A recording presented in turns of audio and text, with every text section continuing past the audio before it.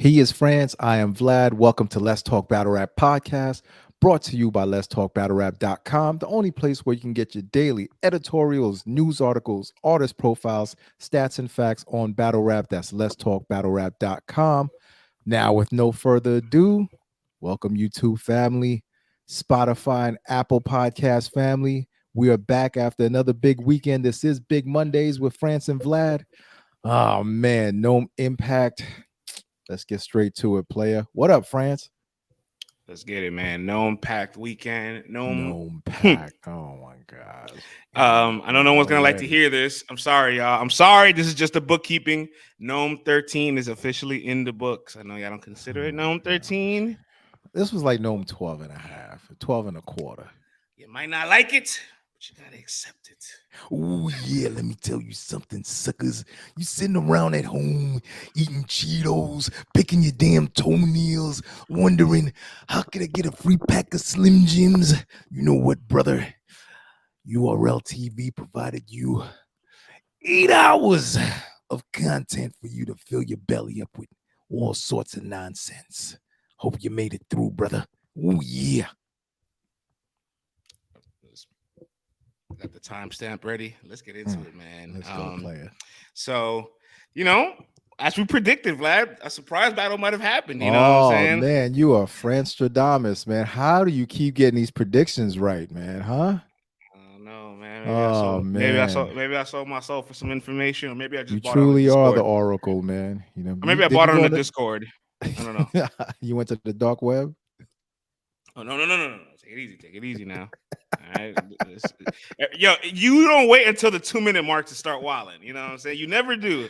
It's 1:52 when you know what I'm saying. Just give it some time, man. My bad player. Please don't demonetize us. Yes, but I dark web just mean the black web where the black people at. No, I'm saying? No, but I got some rumblings that there would be some more of the DMV bowls on the card. You know what I'm saying? And when I started noticing Sheed and Swervo stopped being in Twitter Spaces so often, I was like, then I messaged Swervo one day with like a nice little GIF. He was like, "God damn it, you know everything." And I was just like, the writing's on the wall, brother. Listen, when you're as seasoned as you and me, Vlad, you can tell when something is right, wrong, booked, fishy, not prepared, overly prepared. You can see it, right? Yep. But anywho, Sheed and Swervo take the stage to battle Kyd Slade and Awthenic. The team name is 67, the 7 and the 6. 67. And I gotta be honest, man, to start this battle, it felt like amateur hour. I was waiting for Sandman to pop out, man, with the broom and all that. I'm going to cut straight to the chase. This is not going to be the recap where we do all the intricate bar breakdowns and all that stuff. We're going to let you know exactly how we felt throughout this whole time, the emotional impact that it had on us and all that. I got to tell you this, friends. First of all, that first round, golly, man, I thought that was an hour long by itself. The battle performances. The battle was like 55 minutes long. You can't have a surprise battle being a whole hour. No, man. The coordination, all that stuff, just the teamwork, everything. It was lackluster, dog. Like I'm watching this going, please, man, give me something. Give me something to be happy about. This. I don't want my night to start off like this. And you could tell this is Swervo's like first time on a big stage like that. And it was written all over his face that it was his first time, and sheeting him and they're just trying to get it together, and the timing is off, and the delivery is off. The content they wrote their content and all that, but it was just like the whole battle was a mess. I want to talk about both teams because they both kind of had some fundamental things alike. They were both similar in their flaws. But I will say, although there was times where Swervo kept asking them to run it back, or they kept missing the laps, he was like dancing bachata with 2 left feet at sometimes. Oh man! I will say though, when they were able to connect, you can clearly see the chemistry was showing because they live 20 minutes apart from each other. So they're, unlike most of the other teams, they didn't practice over the phone with that second delay. They didn't practice over FaceTime where I have to use the Wi-Fi. When we get together, it's not necessary. We're a little off the tempo of where we need to be. They practiced together in person. I'm not gonna lie, at moments you would have known. I'm a big Swervo fan, so this comes from obviously, a good place. You know what I'm saying? His performance against Cortez at the top of the year, immaculate. But from not battling for 5 months, I feel like he might have lost some of the momentum. He looked like a deer in headlights at times on the stage. While she, though, dynamic performer though, Vlad. I talked to a lot of people that's in the building. Obviously, shouts to Tata, staff reporter, Titus, staff writer, LTBR. They were in the building and they said they were captivated by Sheed individually in that battle. Like at one point, they tuned out everybody else on the stage and were able to just center their focus on Sheed, and they realized how much more better of a performer he was out of all the other battle rappers on the floor. It's crazy because I'm watching Uncle Ra, tell them that, oh, this was an amazing battle. You guys were amazing. Oh, I loved it. And I'm like, what battle were you watching? Uncle Ra's compromised ass. Uncle Ra, who don't even watch all 3 rounds. Yo, I ain't gonna lie, man. Uncle Rob been turning up this year. He been telling people, I think you lost. All right. I thought you was bad. You ain't been as good as you normally been. But hey, Uncle Ra, we caught you in Uncle Ra, we caught you in a few videos this weekend, all right? Telling people you thought they were gonna win. You ain't see the whole battle. We're gonna talk about the clickbait. You did some things, Uncle Ra. You did some things this weekend, all right? Yeah, man. But I'm sitting there looking at him, and I'm like, Ra, why are you lying to these people? But then I had to remember, when you're in the building, it's never half as bad as you think it is when you're at home watching it. So then I had to remember, okay, he's in the building. It's totally a different feel. He might have saw one round of the battle, and maybe he liked what he saw during that part of the battle. You know what I mean? So their material had moments where the material was solid, though. You know what I'm saying? On both ends. We haven't talked about Kyd Slade and Awthenic I think that's going to be the theme of this night, because in a vacuum, what these teams wrote, like what they wrote, was not bad. It's just, I don't know, man. There was like an air, a funk, a stench, just a vibe that was off from the crowd to the performances all night long. And it was just like, I don't know what's going on here. And 67, boy, you could tell they were like, man, let's just brace ourselves for that response when they announce. France, man, I could have heard a mouse pissing on cotton, France. It was like it was quiet, and then you hear a couple of I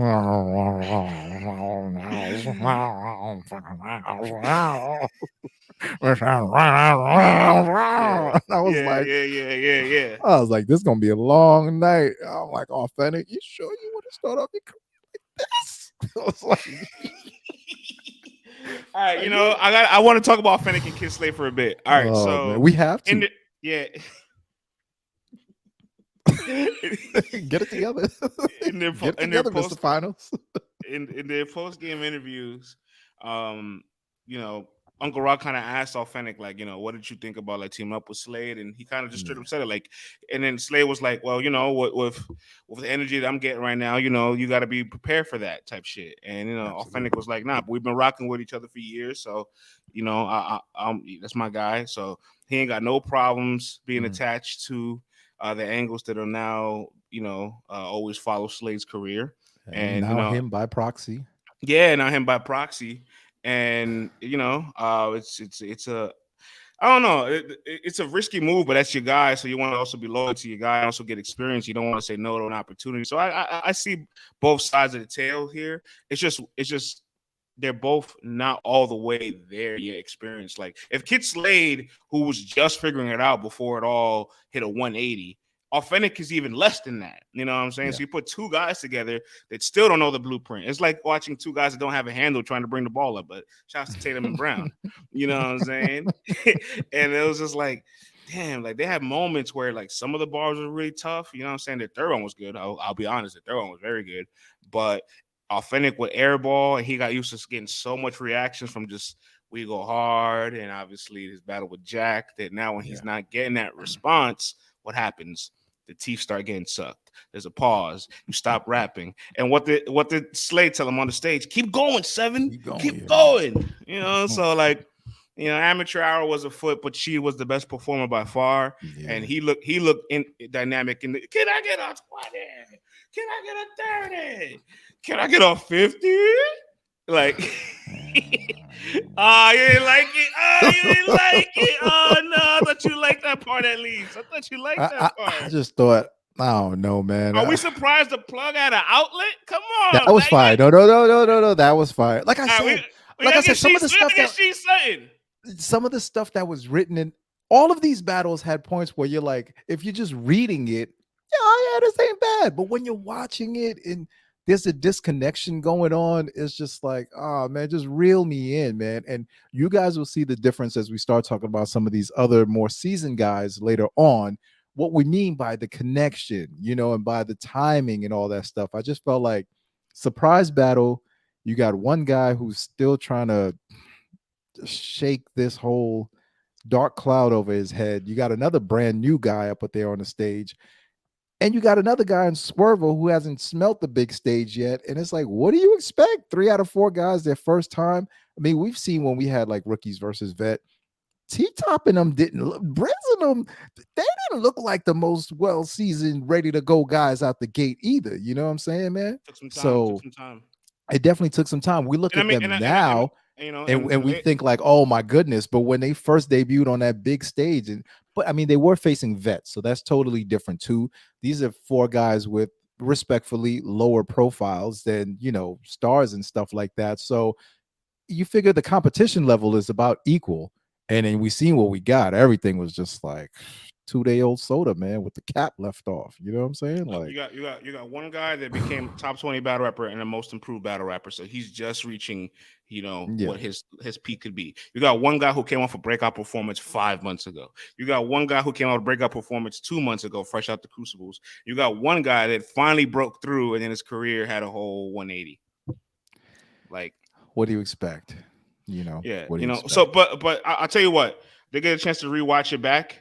And I can confidently honestly say they were not the worst teams of the night.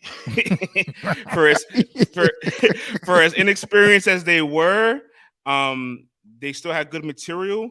She individually really stood out for me. Gotta give him a lot of praise. I want to give him a lot of praise for that because I can't wait to see what he looks like one-on-one on that type of environment. Mm-hmm. But some of these other teams, we don't talk about y'all. And no surprise that the young guys were inexperienced, looked inexperienced, because the very following battle, you get 2 of the top 6 guys that also kind of had similar theme.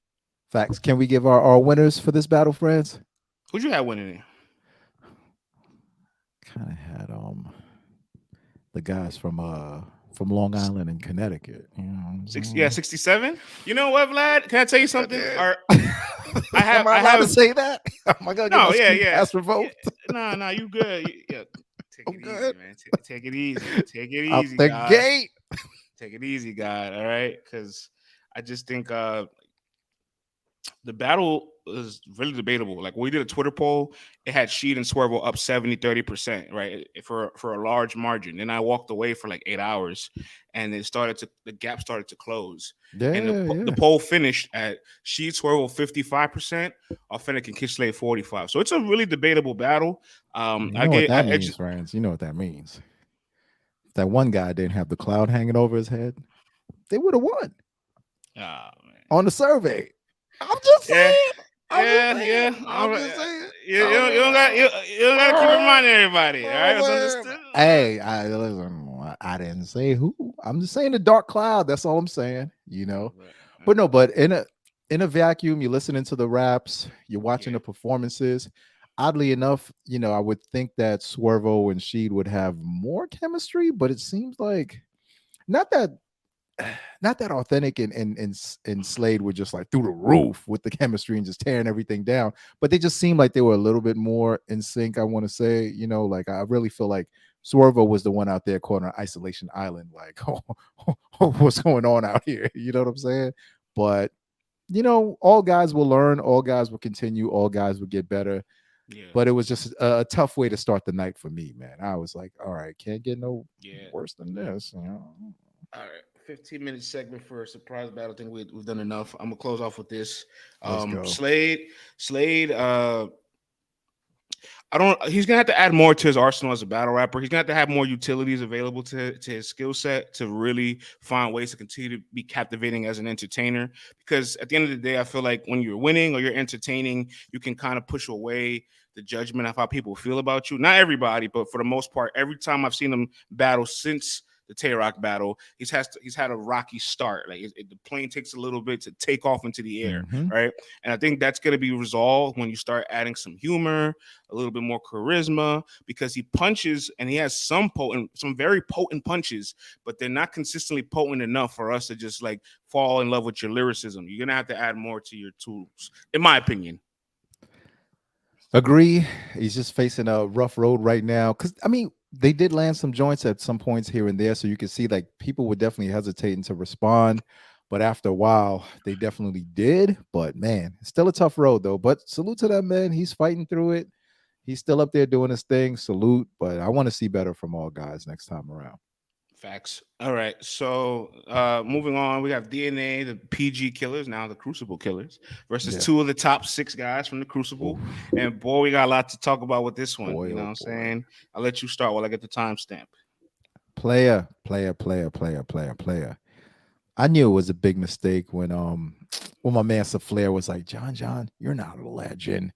And DNA, you're boring, and this and that and this and that, which he's supposed to do. You know what I'm saying? He's supposed to rile them up and get everyone excited and stuff like that and talk his trash. But we said it in the preview, man. Like this, you don't do that with these guys, not these guys. They got the will to win. They understand how to win, and they've been knocking new guys off of the map for a long time now. And their consistency, man, throughout this entire battle was pretty impressive. The fact that they were able to work like a team that's worked together in the past before was pretty impressive. I thought the content was dope. Man, the way they were weaving everything, like they were great, man. DNA and John Don were great. So Flair, Soul, and Footz, they were good, at times. But I just felt like they just were not prepared for what was going to happen on that stage. And it takes a lot to really rock a big crowd like that. Big difference from that room they were down in Florida to this room up here in ATL. And John Adon and DNA just went to work, player. Yeah, I mean, I want to say this. So Flair and Foots are very good rappers, so they're never gonna have like weak punchlines, and they're gonna have like weak material, but they kind of didn't have a direction or structure for what they wanted to do in this battle and against two guys that have very brilliant, some of the highest IQs in battle rap. You know what I'm Yeah. saying? What are you gonna do against that if you are aimlessly wandering with an attack? You think you just punch their lights away? No, it's not the case. It's a reason why there have been labeled the PG killers, and they have a track record of up and coming talent throughout the years in multiple eras, right? Because they did it in 2014. Fast forward, they did it in 2018, 19, 20, and onward. So it's like 5, 6, 7 years apart. They're still maintaining the stature that lets you know that if you're inexperienced, don't come over here because like I'm gonna really derail some of your momentum. I'm not the one to try to gatekeep against. Easy, man. Easy. And I gotta commend DNA, yo. Like he teams up with these people, and I don't know what kind of rehearsals or practice they do, but he be on them, yo, to the point where it's like they always seem very fluid together with all his partners, whether it's obviously K Shine, but also with Clips and now with John and stuff. And I'm just like, yo, man, salute to that brother because he's gonna make sure you are prepared no matter what. And if you slip up, he's definitely gonna have your back, man. But I want to give a lot of praise to both of them because like so what you said with DNA, right? Like every partner you see him mesh with, Shine, Clips, Don Marino, John, no matter who, like he finds a way to still keep that same level of cohesion. yeah, And I think that's really unique, and it's a testament to how adaptable he is with his opponent, as opposed to also letting them know what works because he has the most 2-on-2 experience. He could easily be the one that's like, "Yo, I got the most 2-on-2 battles. I got the most million view 2-on-2 battles. Like, listen to me," But no, he said it. He said in the interview with Uncle Ra, and I really love some of these quotes. I want to read it. When you do a 2-on-2, you have to respect your partner's IQ, and I can tell that's what happened with Saflare and Footz. There's moments where he had a bar that he didn't like, the other person had a bar that he didn't like, and they're visibly mad that they're saying it on the stage, and you can hear them saying it. You can also hear it too on the pay-per-view. And you got to trust your partner. And John the Don, if we're talking IQs, he's a master at that game. Me and him are 1A and 1A. No 1B. All right. Relax, man. It's got to be an 8. It's got to be a B. All right. And you know, Vlad, I heard report. You ready? You ready? I'm listening. I heard report says there was some conflicts in the preparation between, the 2 top 6 that they weren't seeing eye to eye on the content level at times. Really? And I got to be honest, personally, I had this inside information a few weeks back, and I was like, so John DNA. That's why I was so adamant in our prediction. You didn't share with your boy, man. We couldn't do no insider trading. I could have put a bet down on this Jordan for sure. I mean, but you bet on John DNA regardless. You were, I go quintuple that bet. I feel you could have put the mortgage payment down. I feel that. In 4 quadrants, as my man Tupac would say.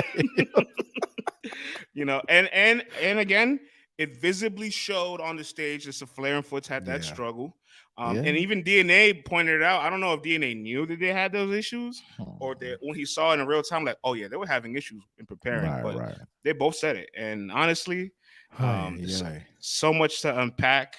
Hansel. Watch your mouth, player. Hansel. It was very entertaining that you did all that promo.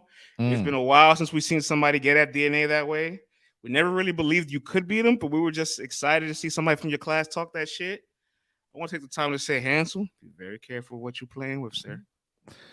Yo, man, DNA is like a wild hyena out here, France. And he can smell the blood in the air. After this, he's like, come on, man. Like, don't bring me no kids. You know what I'm saying? Don't bring me no kids. You know what I did notice too, France? Yeah. Especially after having, maybe I talk about the names of these teams too. Now we finally know some of the official teams. After watching Merland perform, and you get to hear the flow of the DMV in the way that they put it together with the who the he. And it's like, I just heard these 2 dudes. And now I'm hearing these 2 dudes again when they have just a little bit of the same that just happens to be the way that they flow from the DMV. And your ears slowly start to tune out a little bit because it all bleeds from that first 1 hour battle.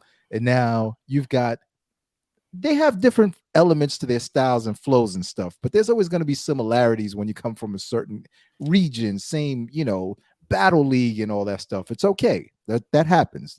We're not tripping.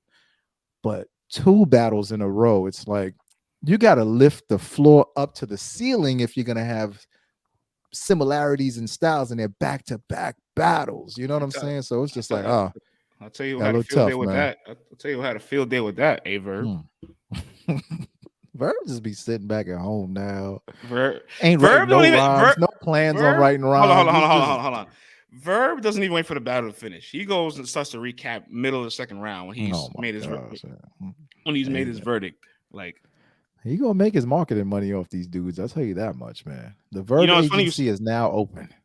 Funny you said that. DNA also had a quote in the same interview. They got a good circle of rappers out there in the DMV. That's why all their bars is good. And everybody has a good ear for bars over there, but they don't have any vets. And there's certain things you're not going to learn until you're there. They was battling like they were in a small room against us. And Vlad, it's something I have been saying about Saflare and mostly Footz, that they had. I mean, Saflare has the stage, right? He's been on Summer Madness, around. But Footz, though, when I saw the Jerry West battle, I'm like, nah, he's very prone to run into a dry spot on the big stage. Battling martinis, battle at volume, 2-on-2 outside in Virginia, 2-on-2 outside in Florida with like 100 people in attendance. Like, he hasn't felt the pressure yet of a 300 to 500 size room. And this was 1,000 apparently. So it's like, I knew at some point the way that he kind of sets his punches up, that it's just prone to airball. You know what I'm saying? That's like the whole thing was just punching. And then you got DNA and then John the Don just weaving, shoulder rolling, just doing everything, turning their back to you, all that stuff. Like, just doing. And talk about that third when you get a chance to, player. Yeah, we'll talk about the third. I do want to give Saflare Footz this credit though. In the second round, they had an avalanche in front of them, and I had no faith that they were going to win the round, but they were definitely showing a lot of heart. They were connecting. They fought. And they had a moment where they landed like three haymakers like back to back to back. Mm-hmm. And afterwards, they kind of fizzled out the round after landing some bars that didn't necessarily connect anymore. It's funny. DNA said had they ended their round after landing those three haymakers and they ended strong, they still would have lost, but they would have had at least an argument as opposed to wrapping themselves out of it. Yeah, man. It was a long night, man. But valuable lessons learned, you know. And what you want me to say about the third round, bro? The entire performance, I think they were the best 2-on-2 team of the night. I thought they put on a master class. From round one was probably the weakest of the three. It was still a very good round, but the second round was an avalanche. The third round was the nails in the coffin. The three, right? And shouts to John for having an event. You know what? Quick segment. Time out. I'm gonna read this, Vlad. All right, because when Saflare said John wasn't a legend, I hear him because there is a portion of people that probably are just seeing his career as of lately, the Will, Surf, Trez battle, and they're not feeling too highly of him and all that. And maybe there's people that like don't have him ranked the highest when you think about New York MCs. Cool, fine, I hear that. But in no way, shape, or form is a person that is the most decorated battle rapper from the first recruiting process known as the Proving Grounds, the very first class, and he's the most decorated MC to ever come out of this system. All right, he's battled on 21 platforms. All right, he's got 4 URL headliners. He's got King of the Dot headliners. He's been on NOME 3 times, now 4 with the NOME Impact. He's been on Summer Madness 7 times. That's 11 times you're on this magnitude of a stage. You don't make it to these stages 11 times and not be an elite top tier battle rapper. Not to mention that the man is a league owner as well, has fostered in some talent that we love, Loso, Bad News, and I can keep going. Like, he is a legend, bruh. Like, I don't care if you want to rank him lower than other people. I don't care if he's not your first ballot Hall of Famer. Yeah, we're not gonna say John's not a legend, and I wanted to take the time to just say all that. I have more stats I could read too. 14 million view platinum battles. Hello, how's that sound? All right, 35 total million views on YouTube. How's that sound? And the man averages over 500,000 views per battle. All right, he's been on volume 2 times. Enough. Now, John's definitely a legend. Like I said, I just wanted. He may have felt that way, and it's also good marketing for them to get into that conversation and make it a topic. And you could make a space out of it. You could make a blog out of it. You could do this. You could do that. And it was a topic in the culture for a couple of days. So it definitely got people talking. But then he had to really stand in front of that and see, like, oh man, this message was to the people to the people that feel like he isn't. Take the time to look at your favorite battle rapper in the mirror and see if they have all that stuff on paper first.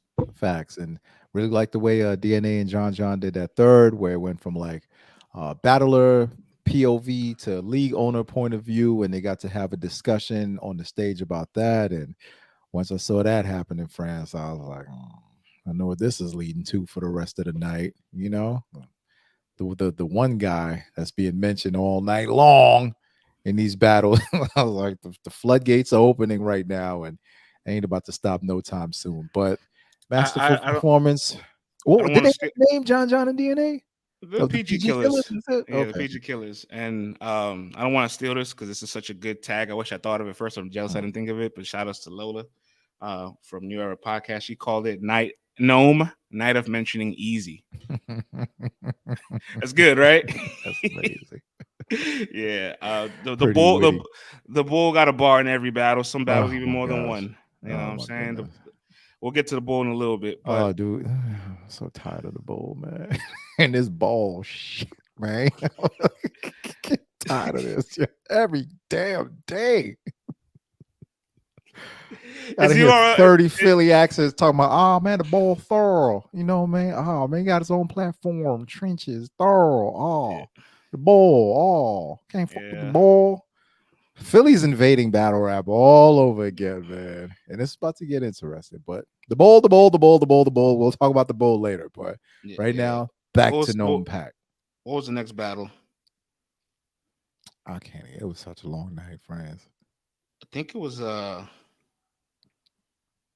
not Calicoe and John, not Calicoe Hollow and Shotgun Sugar No Red. No, What was the next battle we did two after? battles so far. What? Yeah, It wasn't Jerry West and Danny no, because that was next to last. Just pull up the damn card, man. I can't believe this. My brain is failing me. Oh, Oh no, friends getting old. yeah, I am getting old, but I just remember now. I just remember. Maybe I got to put down the weed. But it was Fonz and Av versus Swamp and T Top. Oh my gosh. Oh, wait, this is great. Hold on. Now I get the Brother. Oh now my I get the goodness. isolation. Hold on, you'll be back. Hold on. Y'all remember the last podcast when Vlad told me, "Oh, Swamp be jamming up.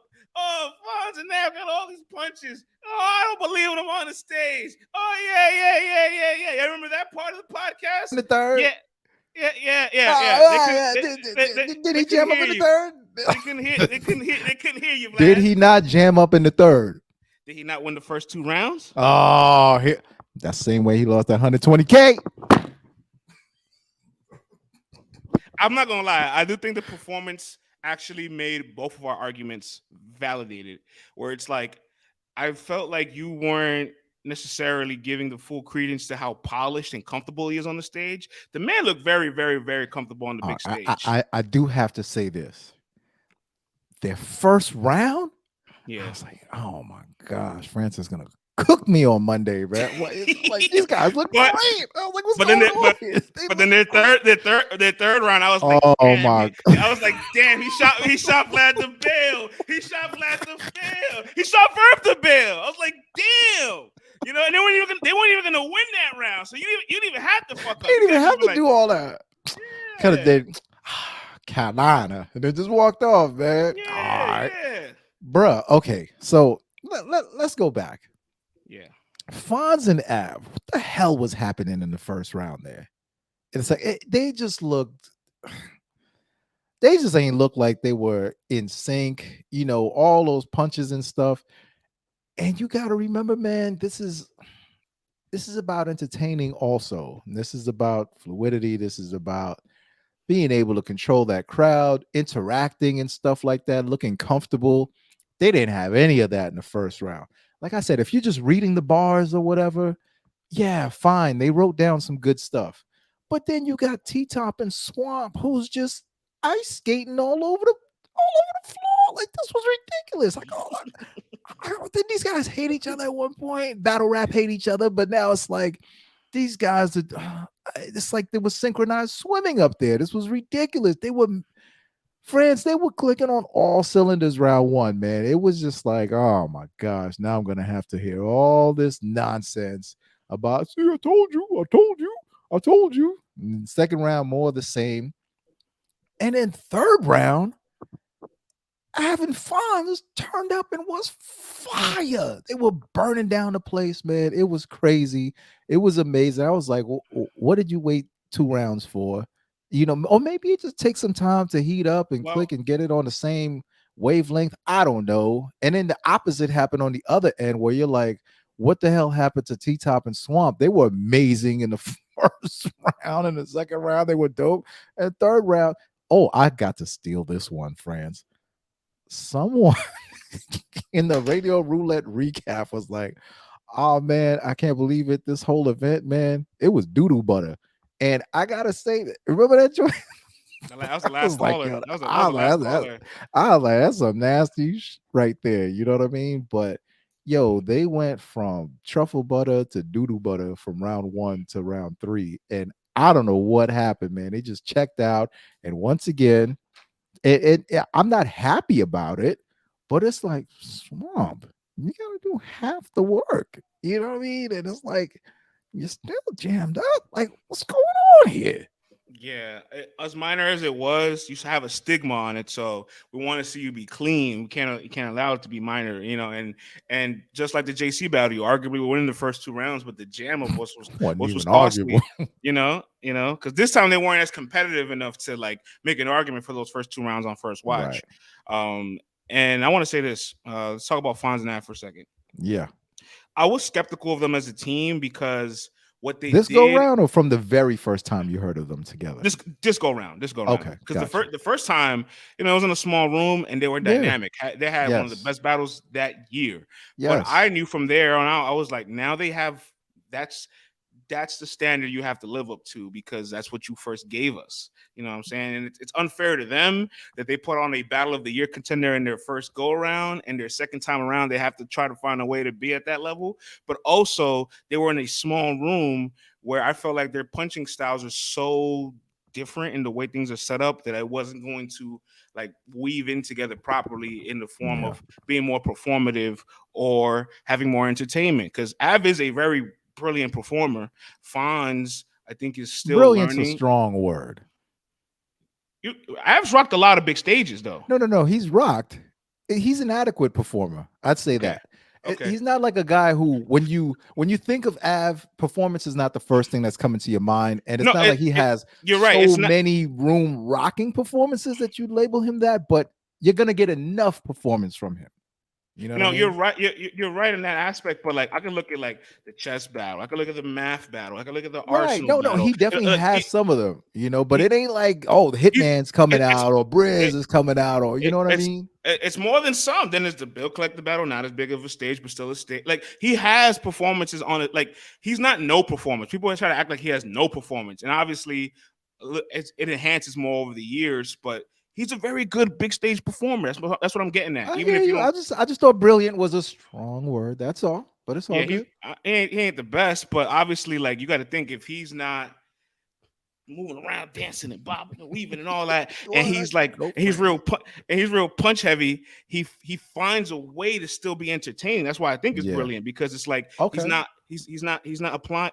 It's almost like, all right, I don't have the athleticism to be fast and all that. So how can I play you at my tempo? And that's Okay. why I think it's smart. You explaining it that way, I have a clearer understanding of what you meant. I get it. So my point is, I trust him on the big stage. Fonz, not so very much yet. Not Oh yet. man. Not Yeah, so very yeah, much yeah, yet. And yeah. but ironically though, I have said this to you, and I'll say it again. I think just as far as punching, I think Fonz has been punching at a higher level than Av. Av's been performing at a higher level than Fonz. That's why when they went in their ISO bag and you gave Fonz the time to go, it was post up, fade away, cuff, all net. It was through the legs, step back, 3-pointer. Okay. It was Right. it was driving down the lane, Euro step, contact and one. Like the YouTube gonna like this part. They gonna like this segment. YouTube gonna like this segment. With the Steve Smith? No, but it was straight firepower. The man Yeah. scored like 8-10 points in like the span of 2 minutes. Like he was bombing when he went isolated because his pacing works. He knows what he was doing. Then you know what I'm saying? Coach said, come out and put sub Put the Av in sub. and get a rest. Bananas, And yeah. then Av was just as crazy too. I thought Fonz went a little crazier. And then they had momentum so that when they got back into it together, it was connecting. But the first 2 rounds, it went there. Oh, yeah. So I don't know, man. It was just strange watching it play out that way, man. But like I said, man, I gotta give props where props is due. The start of it, man, Swamp and T-Top, they were very, very, very much entertaining. And this is what 2-on-2s are about, bringing that entertainment value, bringing the bars to it. And they were just comfortable and cool. It just looked great. And then third round, whatever, man. Personally though, I think like for Swamp and T-Top, like I said, they both beat them individually, and you kind of take that one-on-one victory with a grain of salt for a 2-on-2. But the thing about their victories over them is that they were both underdogs to the same kind of style. You don't punch enough, they're gonna outpunch you. They're gonna punch your head off. Not necessarily. I have a ton of charisma and other things to neutralize what they can do, and now we're together. And Swamp said a very interesting quote. He said, "While I was preparing with T-Top, let me see if I can find this here." Swamp. This is interesting. I gotta find this for you. Hold up.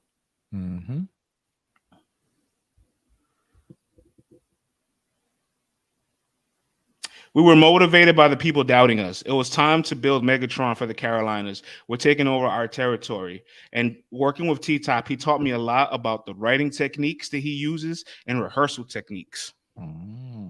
And I felt like that's where they were like, we're gonna add this timing, we're gonna add this humor, we're gonna throw a punch in the mix. I want you to look at the crowd when I'm looking at them. I'm gonna create banter. I'm like because T-Top is like that. T-Top is like, yeah, it's just naturally like that. Yeah, so it worked out. Round 3 though, it was like, oh, we good, gang. Don't worry about the rhymes, gang. Just memorize the first 2, gang. Gang. Well, I got Swamp and T-Top, and there's that. Yeah, no, for sure. I was definitely wrong about that one.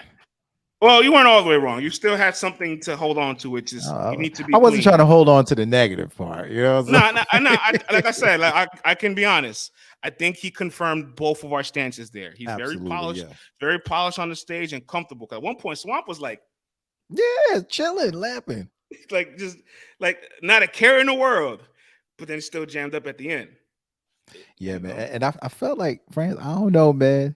Might just be my own little ego trying to pop out, but I felt like maybe Swamp might have watched one of our eps and stuff. You know what I'm saying? Because he's like, yeah, man, I done seen, your shows and stuff. And yeah, talking about, man, I stumbled my way into a victory again. And I was like, yeah.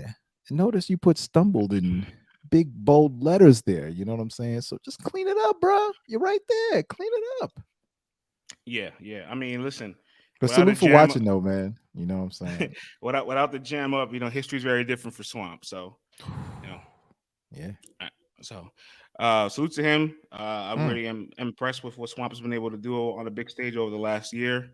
That's my guy. Definitely got moments. He's got moments in like every battle that he's been in on those big stages. I think the most interesting part of him learning how to like adapt on the big stage is how he's always been the lone wolf. I don't want to be with nobody, no crews. Yeah, he's learning. Yeah, he learns everything on his own, which is tough because you think about any sport that you play or anything that you do, anything that you try to pick up, whether you're trying to be a mechanic or something like that. Sure, there might be some.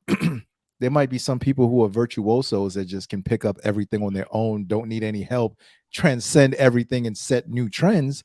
But for the rest of us who are human, like you got to watch, learn. Maybe someone gives you pointers. Nah, don't do that. Do this.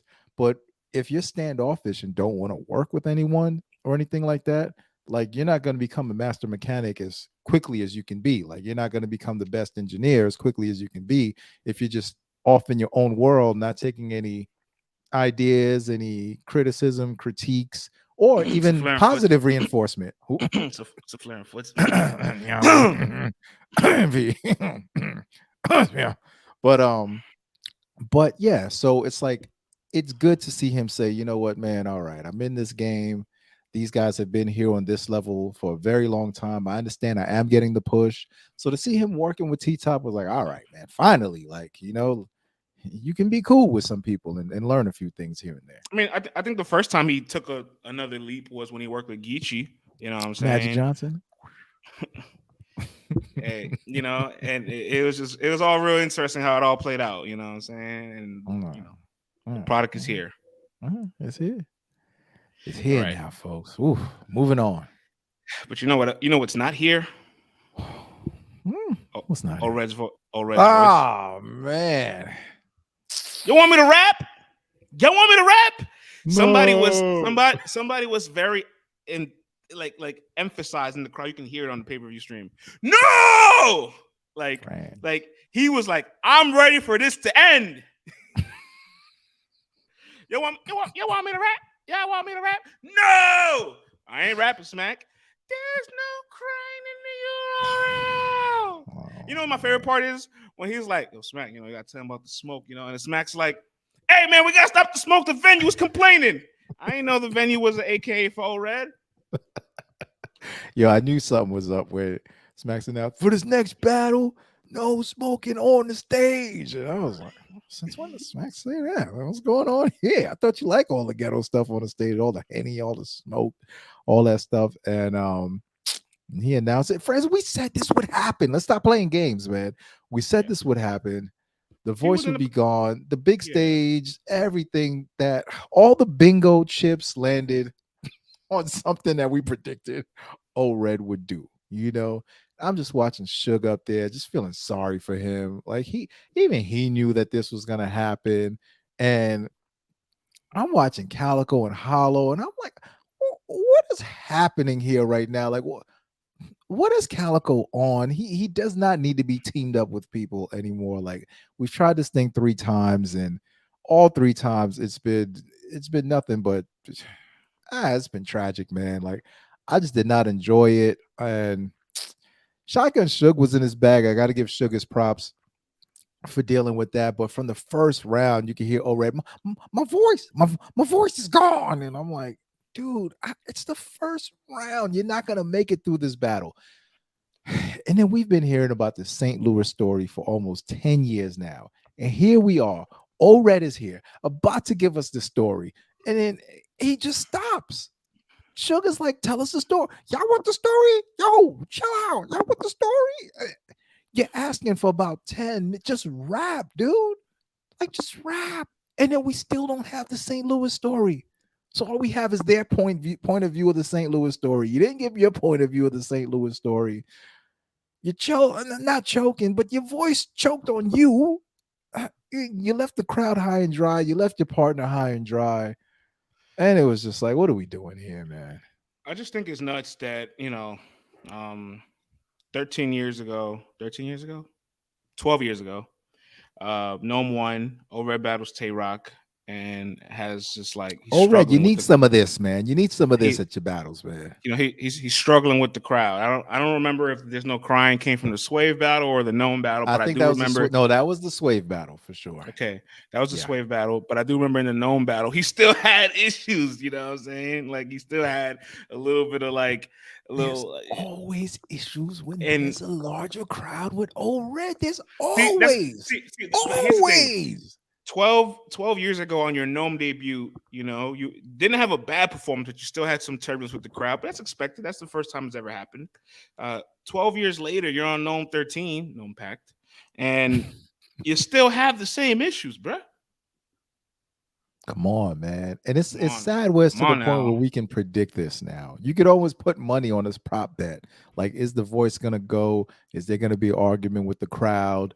Like, what's going to happen? And it just happens. And it's like, dude, I don't know, man. Maybe he needs to start rapping from like his diaphragm. Like, I think he's probably yelling from his voice box. He's projecting from here. He needs to project from the diaphragm. Like, he needs to, dead ass, all jokes aside, either he or URL needs to send him to a vocal coach so they could teach him to rap from the diaphragm. Because that used to happen from Be Real or Cypress Hill. His voice is not naturally that high pitch, but Red's voice naturally is. So early years of performing, his voice would always go out. It wouldn't sound like it did on the records.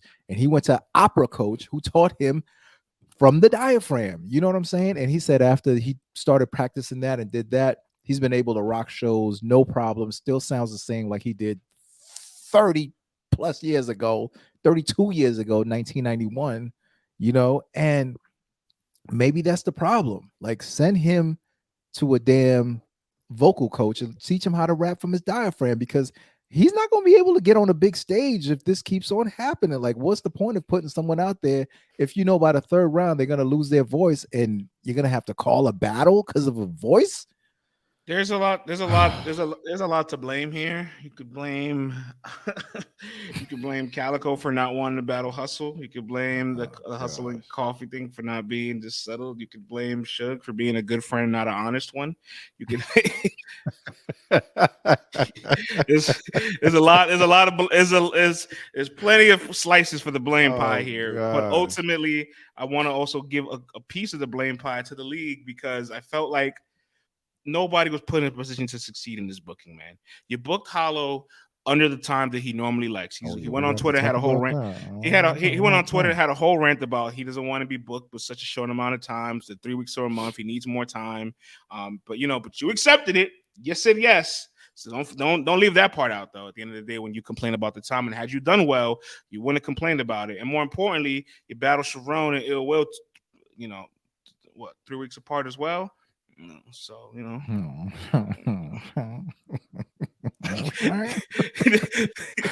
play now, man. here's a slice of blame pie with a large glass of accountability. All right. Hey man, if you should have been loyal to your thoughts and not that money that URL was throwing at you. All right. You already seen what Calicoe looks like as a duo. Unfortunately, terrible, friends. Clean stock has just gone way too low for you to be like Clean and Calicoe, because that's a person he adamantly wants to partner up with. Do that in Detroit somewhere, man. But I don't want to see it on that kind of stage. I'm not taking that risk. No, thank you. Yeah, so you put them together. They weren't in a position to succeed, and then you put Red on a big stage where you already know the history. Like, nobody in this battle was positioned to succeed fully. Like, that part, I can't leave that part out for real. So I'm not shooting them any bail. Like, they were still the two worst teams of the night, but it's also like I didn't expect them to be good to begin with.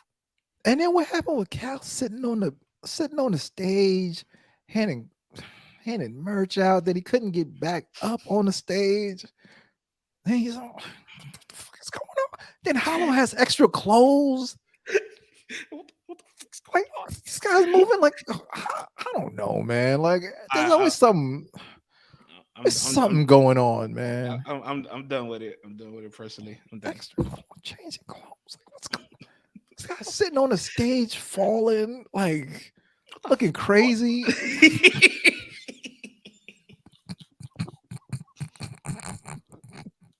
Suge's rapping his heart out, just like, get me out of here, man. Like, that's all I kept thinking during this battle, friends. Just get me out of here. Somebody just called time.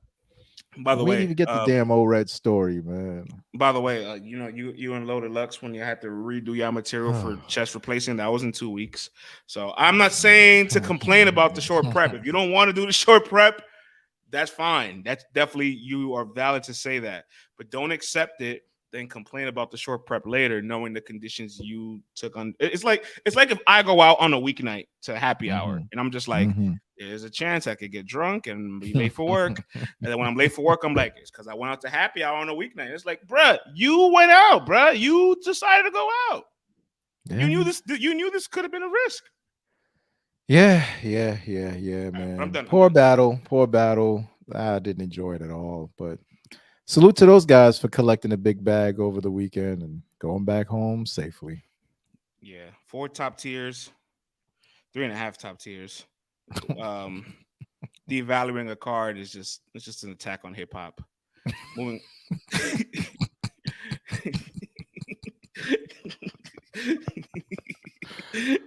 Oh man! All right, now let's get to what I want to talk about. Oh God! What's your name? Yeah, we're 52 minutes in, and this is the part. This is the segment. Oh gosh! All right, Miss Hustle and Danny Myers. All right, let's start with the battle, and then let's talk about Miss Hustle's transparency on the Twitter Spaces afterwards. What do you think of the battle? Yeah, I'm not gonna lie to you, friends. I was entertained. Me too. It was saving the night. This was low key my main event for so many reasons. I'm like, what is gonna happen? I'm like, okay. First of all, I'm like, all right, are Danny and Hustle are they gonna have like a team outfit? How does this work? Like you said, man, you expected Hustle to pick Danny up and twirl him around like a chopper. And I was just like, okay, Danny went through all this drama with the bowl and all that, and man's had a lot on his mind. So I'm like, this is the main event. Like, what happens if Danny elevates, if he moonwalks in the air? This could get crazy.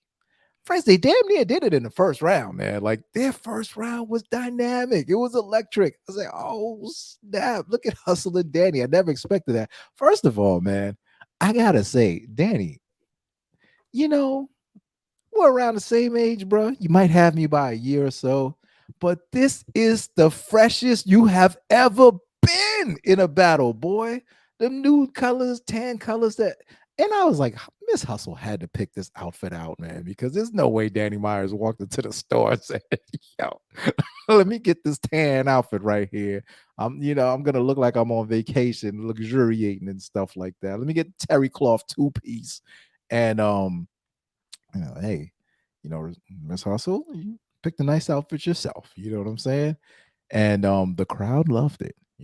And so first of all, I'm like, all right, look at these two. They on the same page and all that, and they went bananas round one. I said, okay, this could work. I did not see this happening like this, but this could work. Danny fought off everything that was happening, all the jokes, all the ridicule. Fire first round. Yo, man, then your man wild cards equally as good. Like the first round was mad close to me, hella entertaining. I said, thank you. You guys are finally giving me a battle that is worth the name NOME Impact, and that's how I felt on the first round. I thought we were going to somewhere great, France. I did too. And the second and third round, Danny and Hustle are just incapable of tapping into the energy of the first round because they just weren't on the same accord. But I will say they consistently kept. This is how I describe the battle, right? They kept hunting Lou Castro and putting him in a pick and roll, right? Like Hustle was bringing the ball up, and she's like, Danny, she's calling for a screen. So the YouTube channel gonna like this one, right? The smaller guy setting the screen for the. So she's like, Danny, set the screen, and Danny comes and sets a weak ass screen, like, and then they bulldoze past him, and then the defender's right in her grill. She can't get a clean shot. And it's like, yo, we trying to hunt this guy. Like, this guy can't play defense. Like, we can score on this guy. You know what I'm saying? And you fumble in the offense. And that's how their battle was. Yeah, man. It fell apart after that first round, and you can tell like the cohesiveness got off a little bit. And Jerry and Lou, they were pretty good together, man. They were pretty good, pretty consistent. Obviously, they got the Jerry always has access to the public announcement system. What you doing playing the hub intro? What you doing? I don't know what kind of gift cards he's giving JB, you know what I'm saying, to allow him to use the sound system and all that. But I'll tell you what, I know everybody's ears perked up when they heard that shit. Like, I know what that sound. But I was nah, man, but they did their thing though. Overall, like it wasn't a bad battle. Because it definitely did have some highlights. That first round from God Body was like, through the roof for me. And I thought Jerry and Lou had great. You didn't like the rebuttal? I give you the sex. Bruh. Now you rebuttal. Hustle, you rebuttal.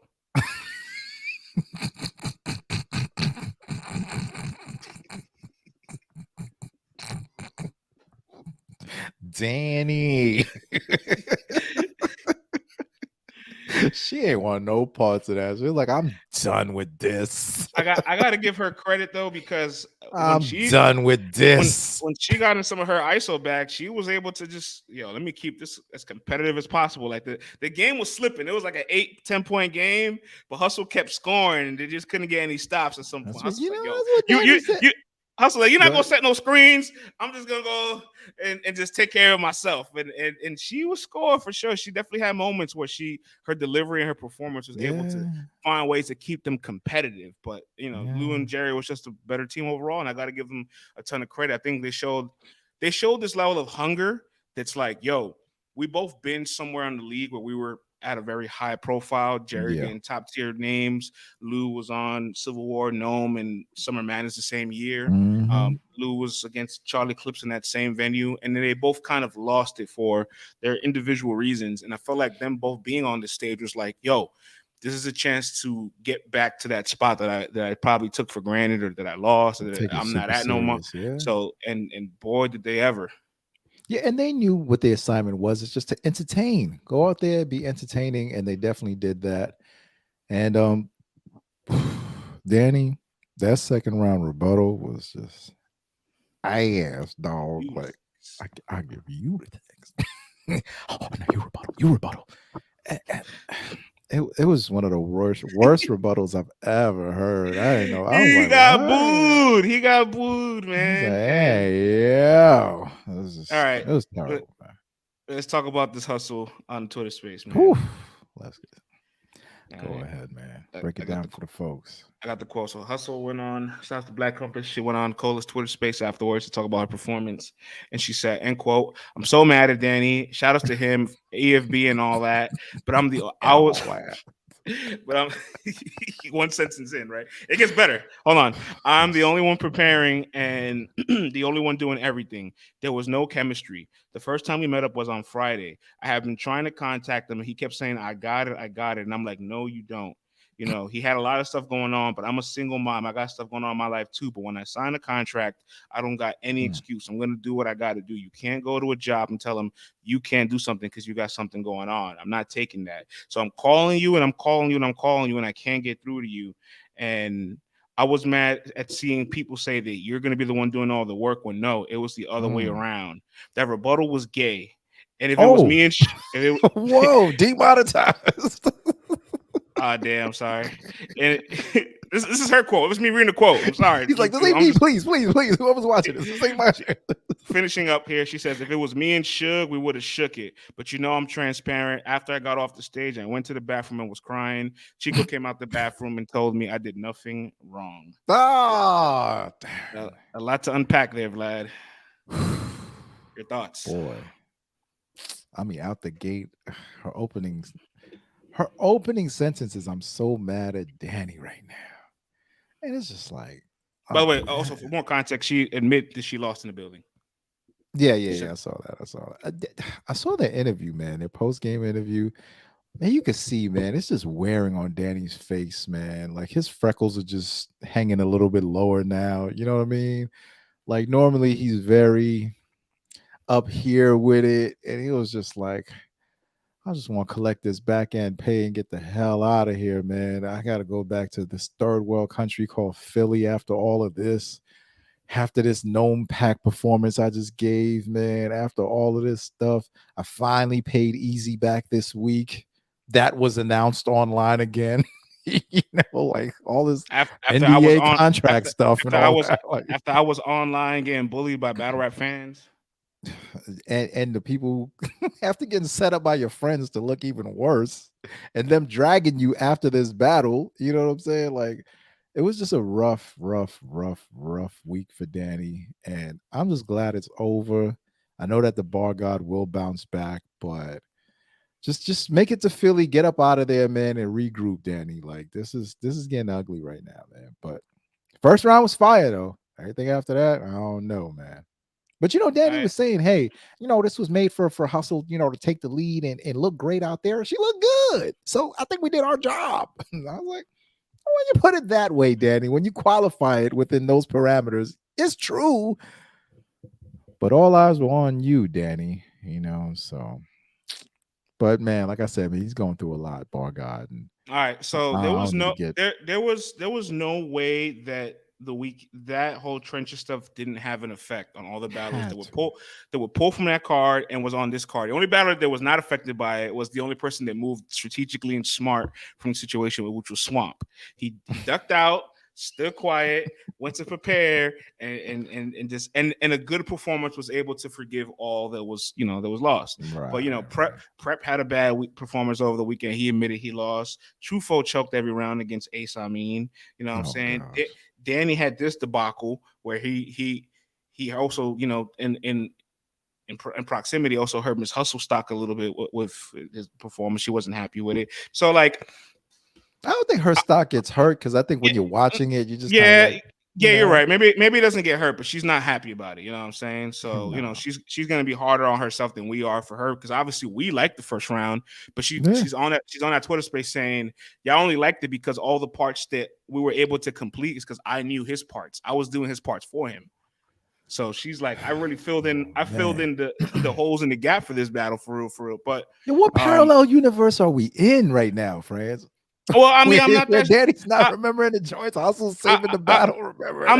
I'm not that shocked. Danny had a battle. If he battled in the trenches, it would have been Rosenberg Raw. It would have been Miss Hustle.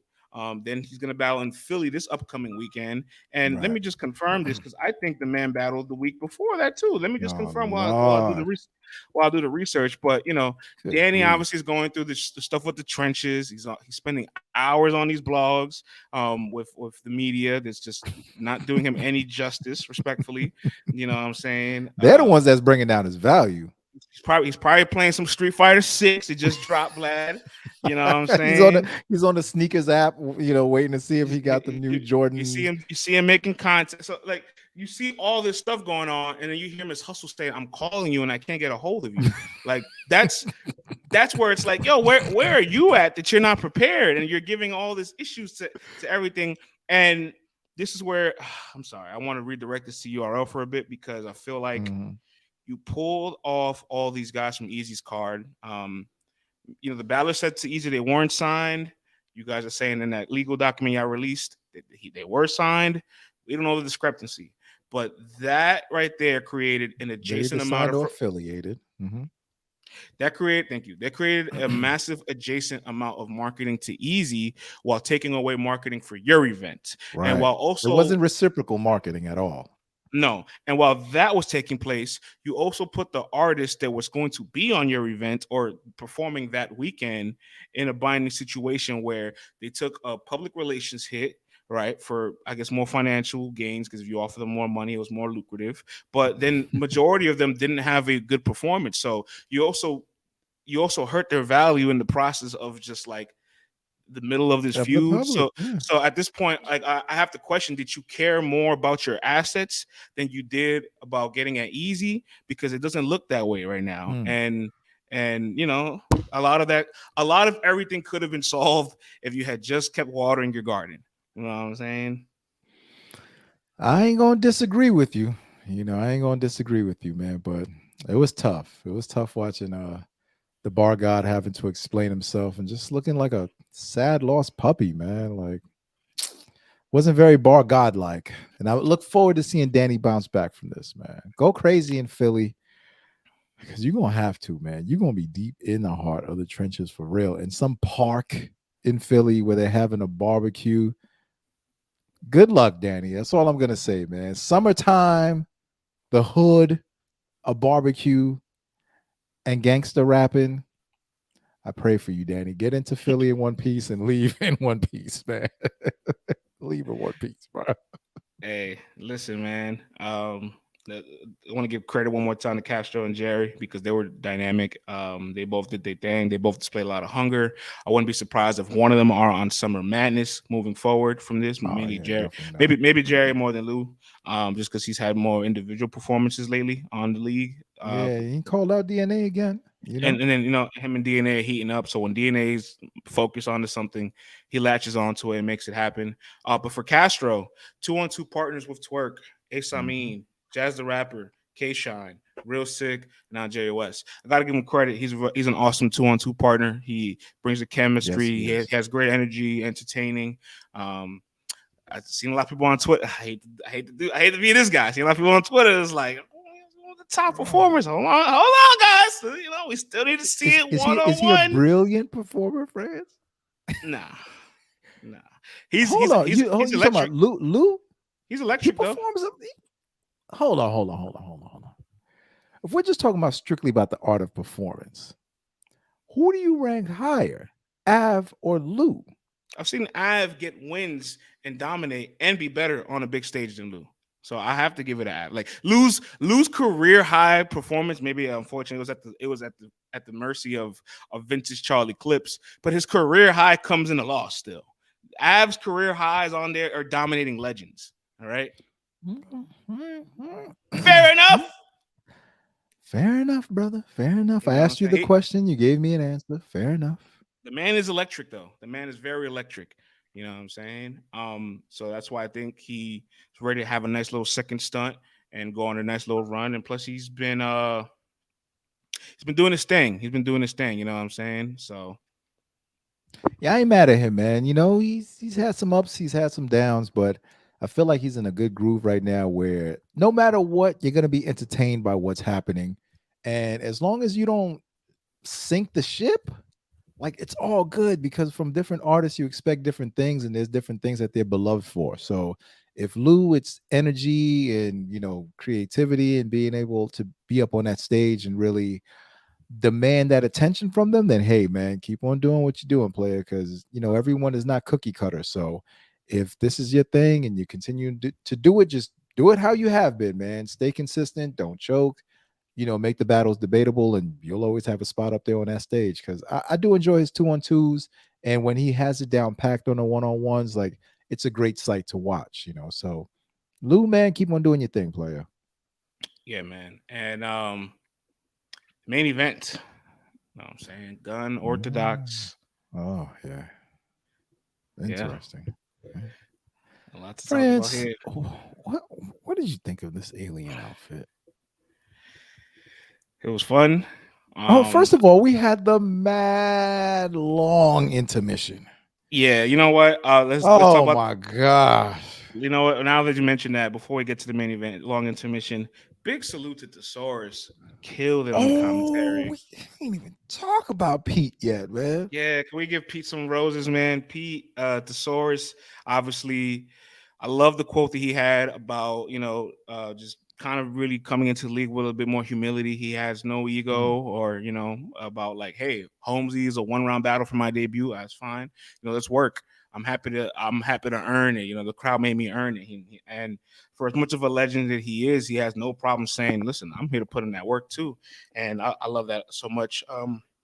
A lot of us that respect his legacy obviously thought he could have got a better look, but if he accepted it, I'm happy for him. More importantly, he got to commentate the whole weekend, and his analysis was amazing. Oh, it was very welcome. Very, very, very welcome. A 2-on-2 legend. I mean, a dude who's been doing this since the early 2000s, 05, 06, 07, two-time WRC champ and all that with Ilmac.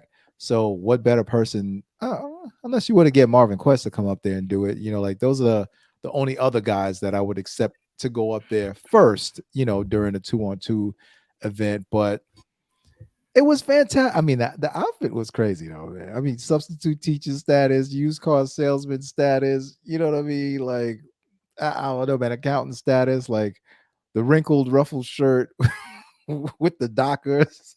It's just sweating.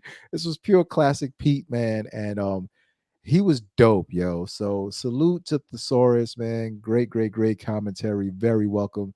Salute, player. Yeah. And towards the end of the commentary, Nunu was like, this is my job. You know what I'm saying? He can't replace me. I know they wanted Marvin Quest, but this is my position. I'm irreplaceable. And I'm gonna say this as politely as I can. I just think there's a ceiling in the value of the commentary that you're gonna get if she is a commentator. Hey, man. There is a higher ceiling available. There it is. There is a higher ceiling available if you have the professionals or a panel of professionals with a media member there. It's just kind of split the odds. You know what I'm saying? Like, I don't, for in all this time of caffeine, because I do feel like caffeine is slowly on its way out. I've never understood why they've never given these guys a table and a desk to sit at. Like he's standing up there all that time. Yeah, like I just think about how much more valuable the commentary could be if they at a table like TNT style, DNA, Black, another battler, and then maybe Nunu, but preferably another battler still. And you got 3 battlers in Black. And I feel like you would get the most enhanced version of commentary there, or 2 battlers, whatever. Like if you set them down, let them be comfortable, have notes, and look more professional. Also, give them all the mics. Remember when they had Jay Mills and they had 2 mics and they had to share it? Like, what's going on there, man? Like you know what I'm saying? Like, it's a very simple adjustment. I don't understand. I just feel like it would enhance the value of everything. You ain't every wrong. Every other commentator has a table. You don't see Joe Rogan sitting down. You don't see Joe Rogan sitting. You are not wrong, man. You are not wrong. I think we need options. Sometimes standing, sometimes sitting, whatever. You can change the look of it, But caffeine's like, listen, man, we here for a good time, not a long time anymore. All right. So take this check, stand on your feet for 8, 9, 10 hours. Caffeine said, "We 2 Get years out into of here. Caffeine said, "We 2 years into relationship. Buy your own flowers. send yourself good morning text. Get your own chocolate, man. get your Uber Eats. I ain't cooking no more. Oh man, but All right, but the main event. All right, man. Rum Nitty and Twerk versus Geechee and Rock. Rum Nitty and Twerk said, "Man, we trying to top gun titles first round." France, I said, "Listen, if these two are gonna be sitting there nitpicking each other's bars and making them even better, who knows what can happen? Especially with Twerk's dynamic performance, who knows? Even though the gun titles thing may have been, I don't want to say a flash in the pan or lightning caught in a bottle, but when they had the second battle with DNA in them, was it the same? You know what I'm saying? That first time thing, maybe that's like a once in a lifetime experience that happens. And let me cut your wisdom for a second. Let me go just ahead, give you a play it. heads up. If you need to run the ISO, you run the ISO. You feel me? Catch my drift? If you need to continue to recap the battle in monologue form, because you know what I'm saying, I'm multitasking. Oh, copy. Yeah. But nah, man, but let's run through this. So I'm watching Nitty in this. I'm like, what's this guy doing in an alien uniform, man? Like, I don't know, the costume. No, It that was threw cool. me. That was cool. You liked I just it? felt I didn't like it. I liked it. It's just maybe it didn't fully pay off to the way you would have wanted it to. I don't know. We got grown Crips inside of Halloween costumes, man. Like, I ain't saying that. We'll get the translator. Oh, demonetized. But I'm just thinking about like what's happening here. But moving on from that though, friends, they're in a vacuum. The stuff that they wrote was just really crazy. And if you're reading it, you're watching it, like it's dope. But at no point during the first round or the battle in general where I'm just like through the roof, jumping out of my seat. This definitely did not meet the gun titles mark that they were trying to meet. But I mean, if you're just listening to bars, and I was listening to the bar, they were saying some of the craziest stuff ever, man. Like it was ridiculous. But the theme of the night, these long ass rounds, what's happening, dude? 2-on-2. Come on, man. Did you? There's an interview afterwards where they said their first round without crowd reaction because they hadn't been together since they pieced the material from that time in All Access and they got together Friday night. Their first round was a total of 17 minutes without crowd reaction. And they had come on, man. Come on. What are we doing here? We don't have all night, man. We do not have all night. And I was getting tired, friends. I ain't gonna lie to you, man. These old eyelids were just starting to fall and stuff. But I'm listening. And then Geechee and Rock, they came out, and it was almost kind of like, bruh, yeah, I rap for like a whole Netflix movie this first round. Like, okay, man, we're gonna give you what we got. And it was just kind of like just rap, Rock and Geechee, just rap. They did that. Second round, definitely closer, I will say. It was definitely way more competitive and stuff like that. And then third round, man, Rock and Geechee definitely turned up. You know what I mean? They turned up, talking and smacking them, letting them know how they feel. You know what I'm saying? And they definitely got that third, but first round gave it to Gun Orthodox. Second round up in the air. Third round Geechee and Rock. You know what I mean? I definitely want to go back and watch that second one again, but it was so late in the night. The night was dragging so long. Like it's not like they brought everything back to life, and I was just like, yeah, way to end it on a high note. It was just like, all right, man, we ain't crashed the boat. The ship ain't sink with you guys, but it was just like, I don't know, man. Just everything from the beginning of the night to the end of the night, just, I don't know, France left a little bit to be desired. Like I said, the content that was written was good. It's just everything just put together was just kind of like, I don't know. I wanted some more. Let me see. I can pull this up. Hold up. So when they hit the stage, it was a little shy of 10:15. Yeah. The event started at 3:30 ish. You know what I'm saying? So like, is it fair to say almost 7 hours in we're tired?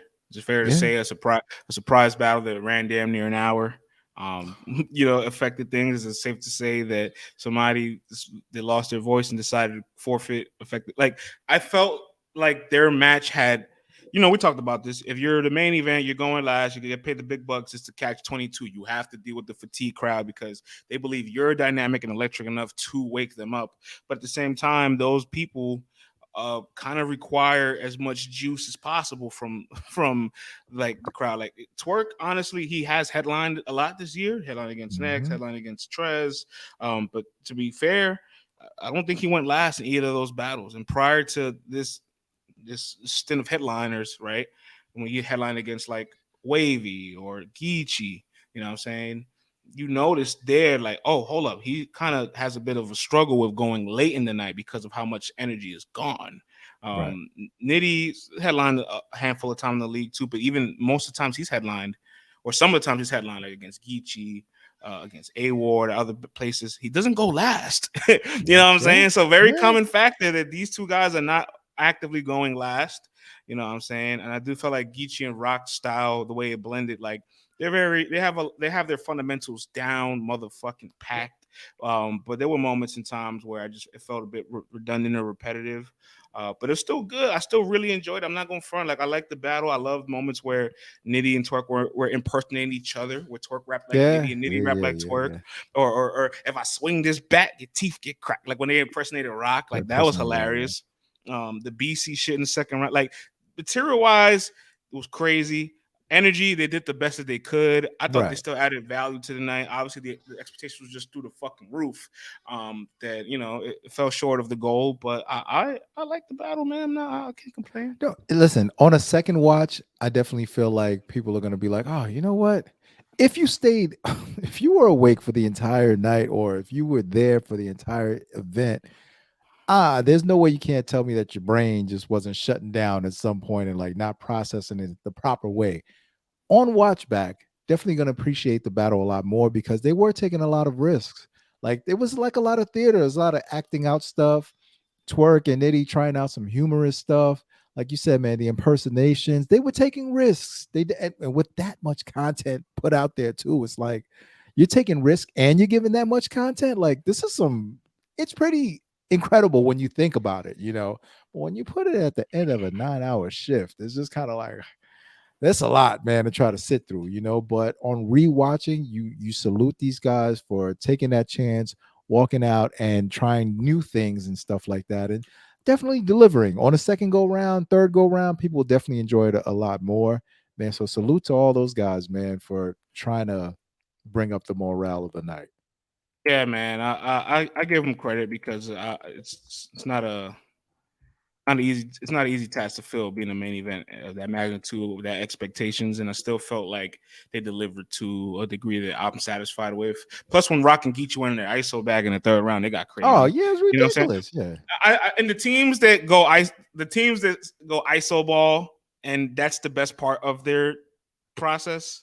It's like, all right, maybe the chemistry wasn't all the way there for it to be the way that it needed to be. But I do want to say that Rock I got to give Rock credit because he had a little altercation prior to battling that same day. we seen him trying to Charlie Brown somebody. Field goal out there. Trying to kick. Oh man, they're trying to get his Lionel Messi on out there. Dude. Did he miss? I think he missed. What's going on here, man? He tried to become Justin Tucker, bro, from the Ravens. Oh my god. Oh, but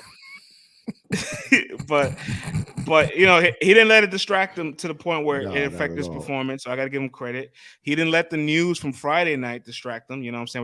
We got a document, a Microsoft Word document typed in Times New Roman and double spaced about his compadre that wants people to call him when they have rapport with him, but he doesn't call them when he has rapport with them to make decisions.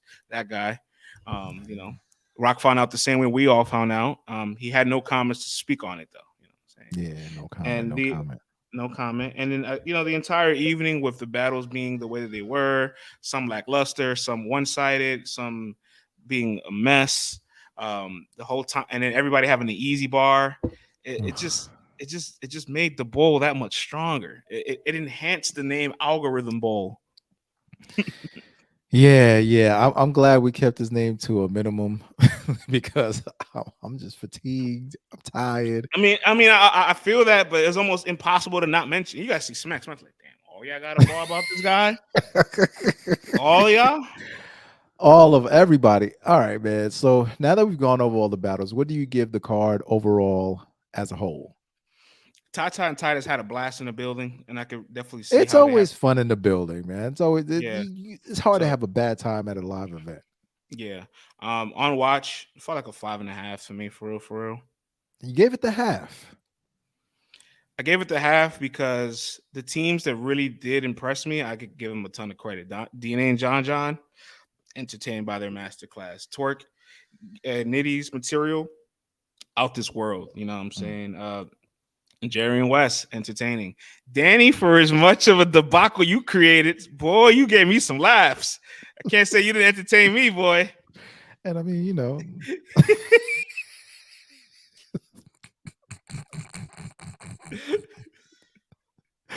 Miss Hustle definitely was entertaining the crowd out there. You know what I'm saying? Miss Hustle look good. Miss Hustle worth the curve. So she worth I'm a it. She married worth the half man. point. I just heard the raps. I just You heard the know, raps, man. um, I kept my eyes on the up here. Carolina Coalition gave me something to yell at you about in the beginning of the pod. Right. But that by the end of their battle, though, I put on my Ray Charles glasses. No, I can still hear it though. So I put on my earplugs. I couldn't hear. All right, man. Franz Keller. I have the aunt named Helen. Oh, too much.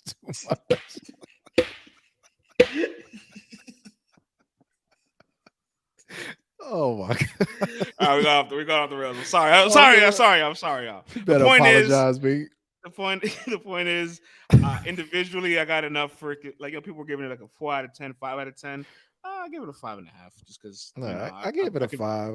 I gave it a 5, just a straight up 5. Could have definitely been better, man. And it's just been the theme that's just been happening. It's like, I don't know, man, if it's the vibe, the morale of what's happening over at URL. I don't know what's happening, but it just ain't been the same. Like when I watch some of these, you know what? The last event I could say, like, I just enjoyed straight up and down, was Homecoming. Like that one was like, yeah, like that felt like a URL event. It felt like the excitement was there. I don't know if it's because it was back in Urban Plaza or just because Mook, just was woo walking and then getting crazy and brought the house down and stuff. But that was the last event where throughout the event, leading up to the event, after the event, I was like, yeah, this is URL. This felt great. But I don't know, man. As of late, it just hasn't been the same vibe. The feel. It's evident that NOME Impact was a card that, like I said earlier, caffeine is on the way out. Like we're no longer there no more, and I can salute to them. It was a great time.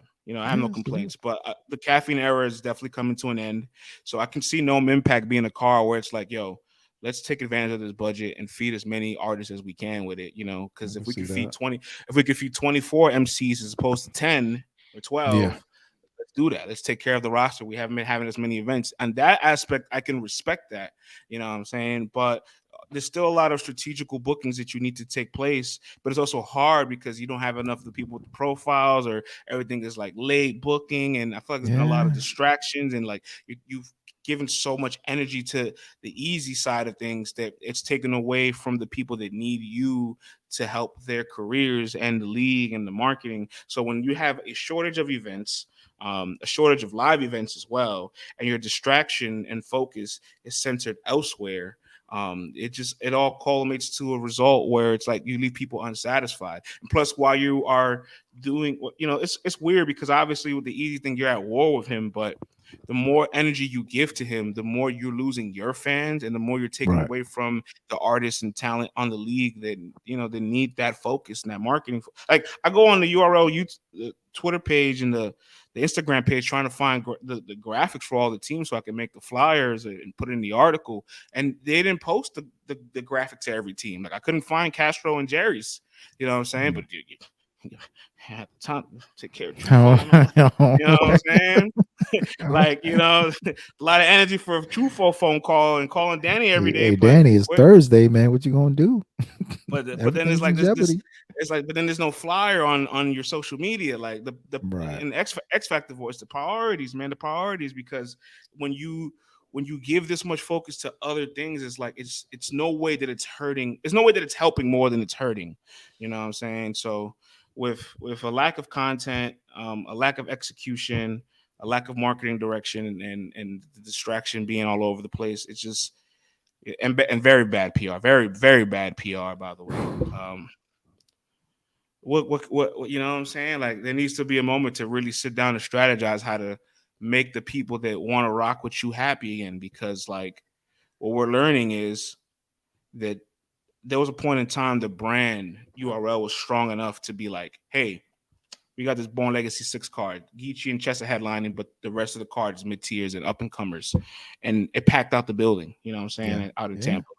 Now you have a card like Outside 1 and 2 just 2 months ago that features Arsenal, Rum Nitty, JC, Bill Collector, you know, Fonz, Ace Amin, uh, a plethora of really individual good talent, people that also market like Snake Eyes. Like you have so much talent on this 2-day weekend, and there was less than 100 tickets sold, probably. You know what I'm saying? That doesn't sound alarming to you? It's alarming to me. Yeah, it's not very URL-ish, you No. know. But I mean, I don't know. I think they can definitely just Also, I'm sorry, focus. the face offs Go ahead. too. Like you seen the face offs, the production, like it looked like they just have surrendered. Like, Yeah. you know what I'm saying? Like the focus isn't there. And you know, it's not easy being burnt out from the level of work that they have to do. Because at the end of the day, although this has been a very terrible 6 months, let's not forget that they've had a very productive and satisfying 36 months prior to this. They've still Right, given right, us right, right, right. giving us 50 plus live caffeine events, 5 tournaments, a bunch of high profile. Like, I don't want us to be so fickle to forget about everything they gave us the last couple years. You know what I'm saying? People are, but right now it's looking grim. Yeah, and clearly the graffiti is there. The writing's on the wall. There's a transition going on, you know, unless another major bag is dropped, but it don't look like it's going to be that way. And, or at least not from caffeine anyway. But I get it. You know, you're trying to figure out what the next move is. They're probably trying to figure out how to keep everything vertically integrated. And that's not as easy as people might think it might be. So you're trying to structure things for your app. You're leaving one situation. You've got another situation brewing here where you have leagues combining forces to now go against you. Like this is all public now. Now it's like you got dudes saying, hey man, you got issues with them too. Come on over here, man. Let's all lock arms and form this human chain, you know, so no one can get past us. And it's just kind of like, I think once they have complete independence and stuff like that and just can focus on, and I know everyone in business is always concerned about growing, getting new people. But sometimes you just have to focus on satisfying the loyal customers that you already have and giving them an experience that they will love and talk to other people about and spread that news word of mouth like it used to be in the past. So this event, man, was a 5. It was underwhelming, lackluster, left much to be desired for me. And I'm hoping they bounce back with the next one, man. So until next time, man, like URL's gonna have to put out a better product out there, man. Gonna do a lot of things differently and better. Ultimately, I just want them to just tunnel vision. You know what I'm saying? Tunnel Focus on vision. them, yeah. Just focus on you, bro. Because the more you focus, this is very reminiscent to the performances that we've seen from the people that were distracted. They couldn't focus on them. Trufo, Danny, Prep, and all those guys. Right? They had so much going on that affected their public relations and their ability to execute at a high level. The exact same reflection is happening to you right now, where it's like you if you don't stay tunnel vision to just focus on the things on the league and satisfy your customers, subscribers, people that rock with you guys, it's like, oh, because at the end of the day, you look at the building, packed out building, you know what I'm saying? So, sold out. Everybody had fun in the building. So you would say the event was successful. And you could say that to a degree, but the reception of it isn't there. You know what I I'm mean, saying? even Smack just don't look like he's having as much fun as he used to. I think he's also tired of these 2-day weekends where it's like, because outside one at the beginning of the I mean, look, we got to go all the way back to December, bro. The last 6 months has been paloozas of events, all right? You had female volume, Civil War. Then you had outside 1 and 2. Then you had outside 2, where it was a 2-day event again. Then you have this weekend where it was the one round of car, this, and like, he has to be tired of the weekend stuff too. You know what I'm saying? Go ahead. He didn't even show up Friday night. Smack wasn't there. And I mean, he's been doing this since 2009. You know what I'm saying? So it's like, it's a lot to keep up to consistently feed this hungry, carnivorous fan base that just wants more and more and more and want it at elite levels the entire time, And, caffeine came around and they were able to feed so many people and give us so many battles. And I mean, high level battles for free for so long that everyone's just like, all right, man, whatever the case is, we here for it. But now that, you got to pay for this and pay for that, like, people are not going to be cutting any slack for any of these events anymore. And it's like, I think they know that. And it's like, it's time to focus in, hunker down, and just come back fighting, man. Just come back fighting. Do whatever you need to do. And make your hardcore audience just happy again. I didn't even talk about the app yet, neither. Since the app update looks aesthetically pleasing, but the functions of the app have not changed. If anything, they've gotten worse. The search functions, the history, the records, the stats, all kerfuffled. So, like, when was the last time you seen us put an LTBR stat out? We can. The numbers all kerfuffled. Like, things jacked up on here. So, like, there's just so many areas that I just feel like, bruh, you didn't post all the flyers.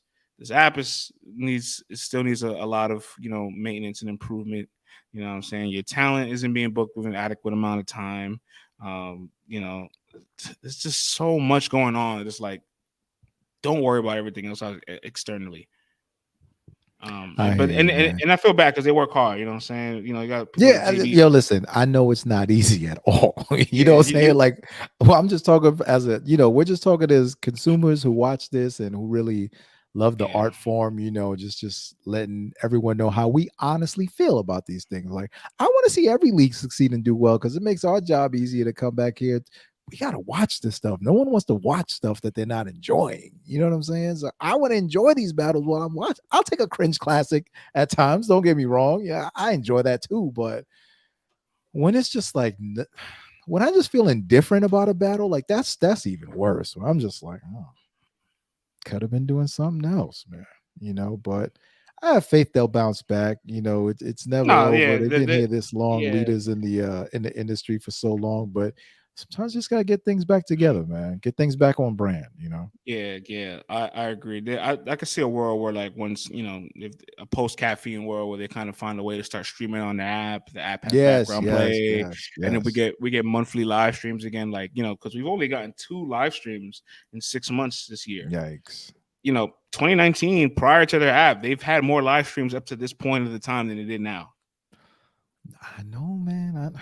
I know, man. I know. Yeah. I know. They'll bounce back though, one way or the other. Everybody goes through this stuff, man. You know what I'm saying? Like, valleys and dips. But France, there's so much more that we could be talking about. We're already at the 1 hour and 37 mark. Chrome is this weekend. The grudge card. There's so many things developing in the news and stuff. France, I think we need to give our audience another episode this week again, man. We've seen how much you guys loved and enjoyed it. I actually was binge watching our show over the weekend because once we do the show, I kind of like, whatever, back to life. But I had some time. I went back. Man, I was just enjoying watching the show. I was reading the comments and all that. Yeah, they're gonna like all the basketball movements from me.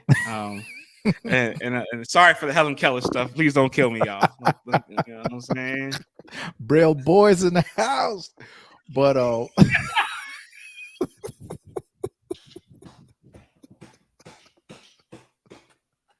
No disrespect, B.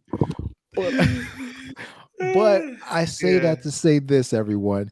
You will get a second show this week. And on top of that, we will be in the same crib for this show. All right. Your boy Vlad will be on that side of the camera picture. Yeah, I'm gonna be right there. France and I will be doing a live show together and in person. So I need you guys to do this, man. Hit subscribe, hit that notification bell, because when we go live on this YouTube thing, if you enjoy watching the show, we want to see y'all in the chat. We want to see y'all turn it up. We want to show love back. So we're gonna knock out a ton of content that day, but we do want to see y'all in the building. We are gonna do a simulcast. It's not going to be on caffeine anymore. So you're going to have to stay tuned and see where the other simulcast will be. But we will be live together, back in action for the first time since we were recording at Gotham Studios in the city. I'm looking forward to it. I ain't seen my man in a couple of years in person. So it's about to be lit. That's all I can say, man. So y'all tune in, hit that subscribe, hit that notification bell so you guys know when we're going to be live and when the episodes will drop if you miss it live. And just thank y'all, man, and log on to letstalkbattlerap.com. Thank you for all the support. We will see you guys again this week. Peace. Donnie.